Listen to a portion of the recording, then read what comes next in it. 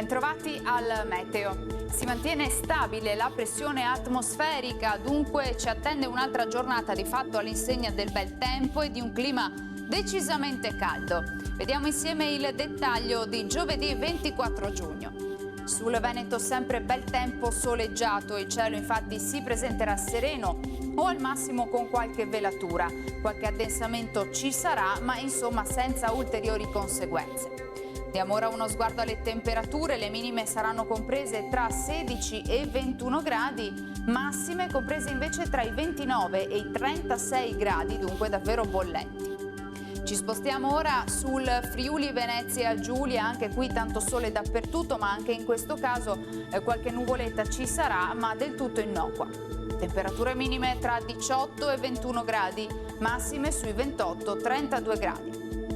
Infine diamo uno sguardo alla situazione del Trentino Alto Adige, anche qui ampio soleggiamento un po' per tutto l'arco della giornata e senza piogge degne di nota. Temperature minime intorno ai 17 gradi, massime infine sui 30 gradi all'incirca. Dal meteo di Antena 3 per ora è tutto, grazie per l'attenzione e arrivederci.